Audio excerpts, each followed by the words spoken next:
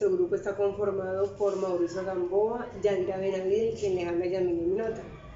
Pues vamos a hablarles de los casos de estudio, que es caso control y caso corte. Vamos a empezar definiendo qué es caso control. Caso control, este se define como un diseño observacional analítico en el cual los sujetos son seleccionados sobre la base de la presencia de una enfermedad o efecto, en este caso, o no controles. Y posteriormente se compara la exposición de cada uno de estos grupos a uno o más factores o características de interés. No tiene sentido incluir a personas que por cualquier razón no pudieron estar expuestas.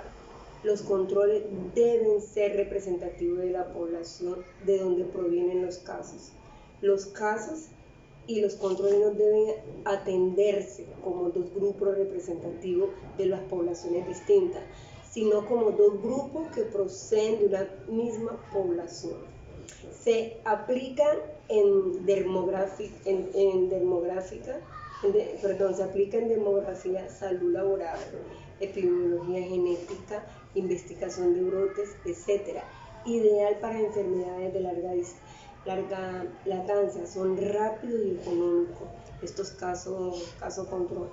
Útiles en enfermedades raras, evalúan múltiples factores de riesgo o protección para una enfermedad. Vamos a definir el estudio del caso corte. Es un diseño epidemiológico, observacional y analítico. Es el que mayor valor o cercanía tiene en referencia a la búsqueda de asociaciones a causales. A este tipo de estudios se le conoce con varios sinónimos, como por ejemplo, tenemos el estudio de incidencia, estudio longitudinal, entre otros. Sin embargo, es recomendable denominarlo estudio de corte y evitar otros nombres para no haber tantas confusiones. A continuación vamos a hablar del cuadro comparativo de caso control y cohorte, en la cual vamos a tratar los temas de similitudes, diferencias, ventajas y desventajas. Sus similitudes de caso control y cohorte es que ambos son estudios no experimentales, son estudios analíticos basados en la observación y evalúan una presunta relación de causa-efecto entre la exposición y una enfermedad. Sus diferencias es que en caso control, este tipo de estudio identifica a un grupo de personas con una enfermedad para después compararlo con otro grupo de individuos sin la enfermedad. Y en cohorte es el que mayor valor o cercanía en lo referente a la búsqueda de acciones causales. Otra de sus diferencias en caso control es que los sujetos que tienen la enfermedad son denominados casos y los que no tienen la enfermedad son denominados controles. Otra de sus diferencias de caso control es que es epidemiológico porque busca estudiar a través de la descripción y análisis. Y en cohorte, las personas se identifican en función de la presencia o ausencia de exposición de un factor de riesgo. Y los estudios de cohorte se clasifican según su temporalidad en tres tipos: prospectivo, retrospectivo y ambinspectivo. Sus ventajas de caso control es que son útiles para el estudio de problemas de salud poco frecuentes. Otra sería la corta duración y son rápidos de elaborar y conducir. Requieren menos sujetos de estudio. Esto también permite el análisis de varios factores de riesgo para una determinada enfermedad. Y las ventajas de cohorte, que es un único método que estima incidencia. También nos permite el seguimiento natural del fenómeno y así describir la historia natural del evento. También podemos decir que son útiles para evaluar las exposiciones pocos frecuentes y una mejor posibilidad de sesgos en la medición de la exposición. Continuamos con las desventajas, en la cual podemos decir que en caso control son poco útiles cuando la frecuencia de la exposición al evento del interés es muy baja. No producen estimadores directos de la prevalencia o la incidencia de la enfermedad. Buenas noches, mi nombre es Mauricio Gamboa. Voy a dar un ejemplo del estudio caso control. Entonces, para estimar la OR, la odds ratio. Entonces, se cree que el consumo de un determinado fármaco favorece la aparición de las artralgias, que es un dolor, ¿ya?, que se presenta en las articulaciones. Entonces, se seleccionan 160 pacientes, ¿ya?, de los cuales 100 pacientes padecen la enfermedad, o sea, que esos 100 son los casos, ¿ya? Y los 60 que no padecen la enfermedad son los controles, ¿no? Entonces, se interrogan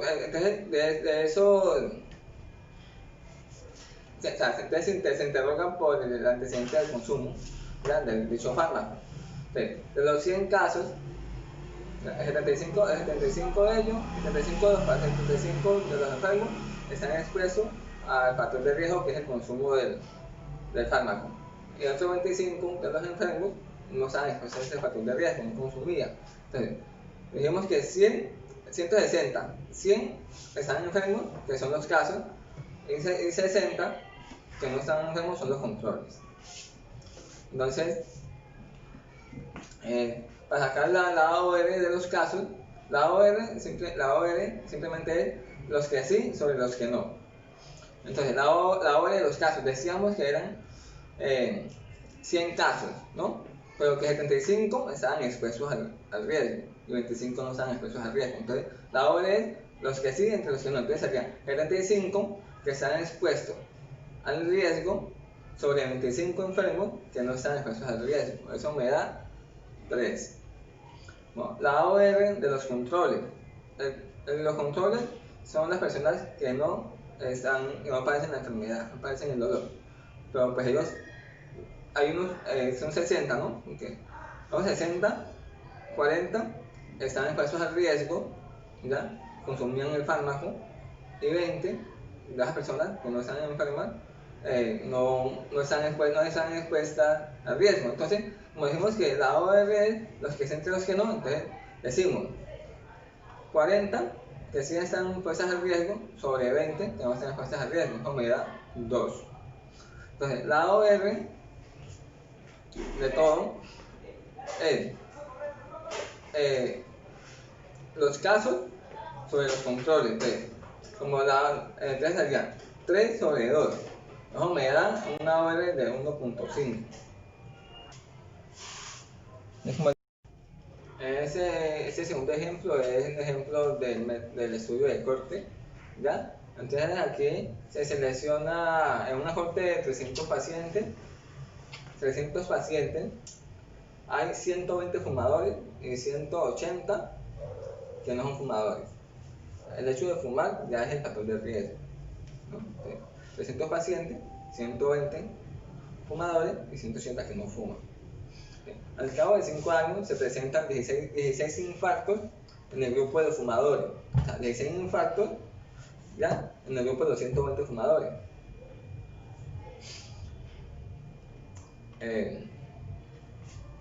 Y 4 infartos en el grupo de los que no son fumadores.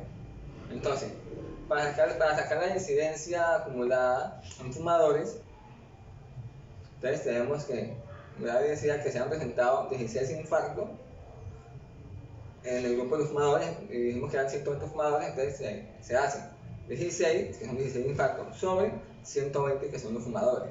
Eso me da una incidencia acumulada de 0.13.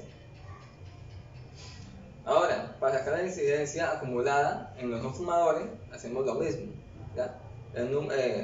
4 infartos que se presentaron, ¿ya?, en el grupo de los no fumadores, y los no fumadores son 180 personas, entonces son 4 infartos sobre 180.